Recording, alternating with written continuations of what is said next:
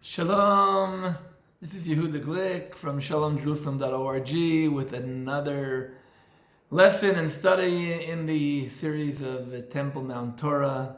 Today we're in the book of Genesis. The portion of the Torah is called Toldot, which begins somewhere towards the end of chapter 25 until the beginning of chapter 28. But I want to look today at Genesis chapter 26. Why chapter 26? Because actually we know there are a lot of portions in the Torah, a lot of chapters in the Torah that deal with Abraham. We spent that the last few weeks. There are several portions of the Torah that deal about Jacob and about his family.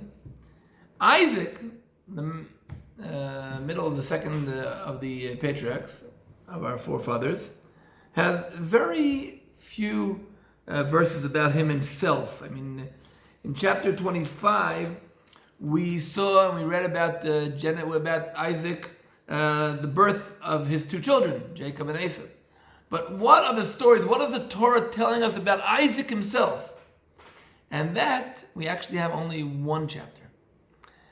Chapter 26. And I want to study it together with you, and we'll see what is the Torah telling us about Isaac. Vahi ra'av ba'aretz, and there was a famine in the land. Milvad harav harishon asher haya b'mei Avraham, besides the first famine that was in the days of Abraham. Vayelech Yitzchak el Avimelech melech Plishtim Gerara, and Isaac goes on to Avimelech, the king of Philistines, on to Gerar. Vayirah elav Adonai, and the Lord God comes over and appears to him and says, "Go not down to Egypt. Vayomer al tired Mitzrayma, shechon ba'aretz asher omar elecha." Dwell in the land that I will tell you of. Listen carefully. What do we have here? Well, we'll read one more sentence, chapter, verse 3. Gur ba'aretz hazot, sojourn in this land. Ve'heyeh imcha v'avarechecha, ki lecha u'lezaracha eten et kol ha'aratzot ha'el. Because I will be with you and I will bless you and I will give you the land, all these lands. And I will establish the oath which I swore to Abraham your father. And verse 4, V'irbeiti et zaracha ki chochvei hashamayim v'natati lezaracha et kol ha'aratzot ha'el v'yitbaruchu b'zaracha kol go'eretz. I will multiply you and like the stars of the heaven, and I will give unto you all the lands, to you and your descendants, the lands, and the nations will be blessed through you. Listen carefully. First of all, the story begins with a famine. And for those who did not remember that there was also a famine in the days of Abraham, the Torah reminds us there was also a famine in the days of Abraham. Very often the Bible repeats stories again and again. Not that we should see them that happening again and again, but we should compare them. And here we see a very important difference. Abraham goes to Egypt. Isaac goes down to Gerar. He's on his way to Egypt. And the Lord appears to him and says, do not go to Egypt. Live, sojourn in this land. I will be with you. But he says to him also, Shchon ba'aretz, dwell in this land. Why shouldn't Isaac go to Egypt? We know that in the time of Jacob there will also be a famine. I'm giving you a little spoiler. Well, you'll know that in the time of Jacob there will also be a famine, and Jacob will be going to Egypt. In the time of Abraham, there was a famine, and Abraham went to Egypt. But here, God says to Isaac, no, you don't go to Egypt. Dwell in the land. By the way, the word shchon is it's very rarely used for people. It's usually used by God. The Mishkan, the place where he chose to dwell his name there, the Shaken. But here God says to Isaac, you sojourn in the land, dwell in the land. I want you to be here. You are not meant to go out of the land of Israel. And as he said to Abraham, he said to him, go, leave your land and go to the land of Canaan. And I will bless you and I'll bless your descendants and you will have you will turn into a big nation. Here God gives Isaac the same blessings, but tells him, you stay in the land. Then we come up to a story which may sound familiar also. Vayeshev Yitzchak Bigrar, and we're reading verse 6, and Isaac dwells in Gerar. He stays in Gerar, he sits there, he lives there. And the man of Gerar, Vayeshalu Anshe HaMakom Lishto, they ask him about his wife, and he said, V'emrachuti. Ki yarei lo mar ishti. He was afraid to say that is his wife, because he was afraid that the man of this place will kill him for Rebecca, because she is looking so beautiful. And that sounds familiar. Calling his wife his sister. Yes, it reminds him of Isaac, but of Abraham. But what happened to Abraham? Sarah was taken to Paro, to the king, or to Abimelech, the king. Here, nobody touched Rivka. When the time went on, and he was there for a while.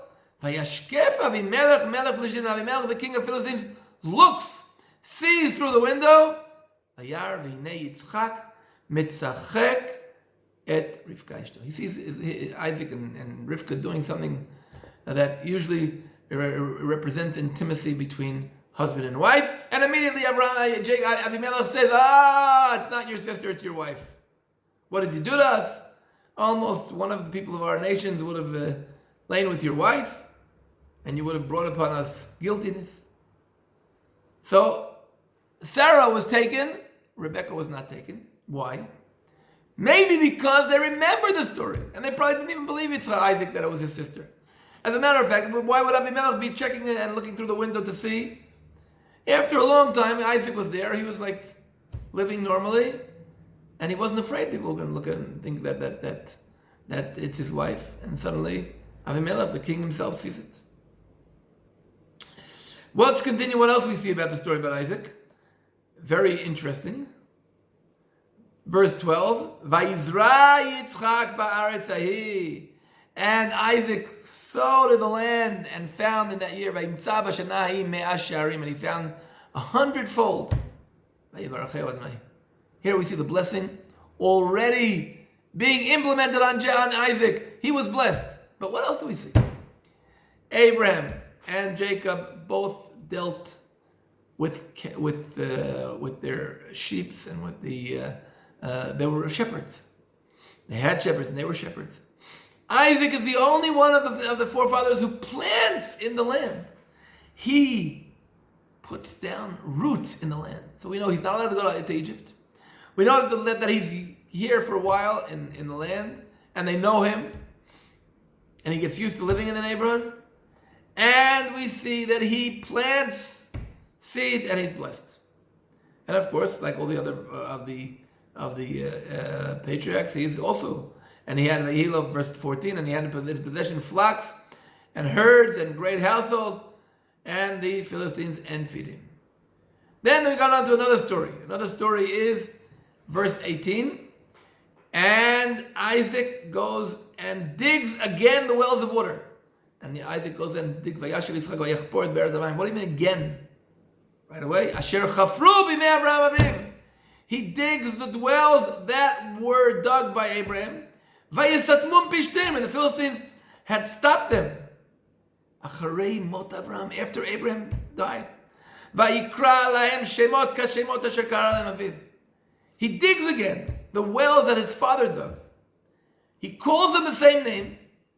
And what it tells us that after his father died, they were stopped, the wells, by the Philistines. What does that mean? It means that Isaac is redigging his father's wells. Why were they stopped? Why were they stuffed up? Why were they filled, the wells that the Philistines did in wells? They were trying to get rid of Abraham. They were trying to erase his memory from the land. And Isaac, not only did he not dig first new wells, he went and redug his father's wells, and he says, here, my father is here. If we recall, Abraham and Abimelech signed a treaty, a covenant. But the covenant was based only between Abraham and the descendants of Abimelech. But once Abraham died, they thought they were going to take over the land. And here we have Isaac, who digs the wells, and what does he find? Verse 19, Vayachperu avdei Yitzchak banachal, and Isaac's servants digged in the valley, and they find Mayim Chayim, living water. Living water brings us back maybe to the Garden of Eden, the source of water, the source of life. Here we see, but the shepherds of Gerar are fighting with him. Verse 21 and verse 20, there are two of the wells that the shepherds are fighting with, and Yitzchak does not give up. He goes ahead and he digs another one, and he calls it Rechovot. So he said, "For now the Lord made room for us, and the land shall be fruitful." He's digging, he's continuing his father's work, but he's finding the source of life. He is putting here roots in the land. Isaac is the second father. If Abraham was the revolutionary, Isaac is the one who has to strengthen the roots, has to deepen the digging, has to continue and make sure his father has continuity here in the land. Isaac is the one who's continuing the revolution. Sometimes it's very motivated to begin a revolution, to rebuild, replant the land, to come to the land, but strengthening what was first built. The second generation, we see it in many places and many times in the rebuilding of the land of Israel. Those who came were very patriotic and they were very motivated. The second generation, we see that with our activity on Temple Mount. At the beginning, there was a lot of enthusiasm, keeping up, and digging deeper and connecting and saying you're continuing, perpetuating the same process that was began by Abraham. And finally, at the end of the chapter 26, we see that Isaac once again signs a covenant with Abimelech. And he says to Abimelech, guys, you signed the covenant with my father, but with him, you should know the covenant is a continuing thing. It's an eternal issue. And he calls the same place Beersheba, just like his father did, showing that he's continuing his father's heritage. He's here coming to say that here Isaac is the forefather of continuity, but he's the one who deepens the roots. He's the one that's staying in Israel. He's not going out of the land. He's here, and he's here with a message to the peoples that are here. I'm here. We are here for good. The people of Israel are here. My father Abraham didn't come for a one-time temporary thing. We're here for good, and that's such an important message, because sometimes the people living here will think that, you're here for such like a little temporary visit, you're going to get out of here. And Isaac is here to tell them. Isaac is the one who gives us the message of the second generation, of those who have to say, we are here, and we're continuing the heritage of our forefathers. We will widen it, we will deepen it, and we will look for living water, because we are connected to the source of life. Ladies and gentlemen, it's a very important message for life to be the second generation and to strengthen the roots, to dig deeper, to widen, and to be connected to the past for the sake of the future. And the sake of the future is strengthening the connection and not giving up. And Bezrat Hashem, hopefully God will bless us with everything we're doing and bless all those who are watching us. I call upon you, share this lesson and study with others, and don't forget to subscribe as members on our YouTube channel. Please come to visit our website. Leave your prayer requests for the Temple Mount, and a great blessing and shalom. Wow, it's happy. I love it. Shalom from Jerusalem.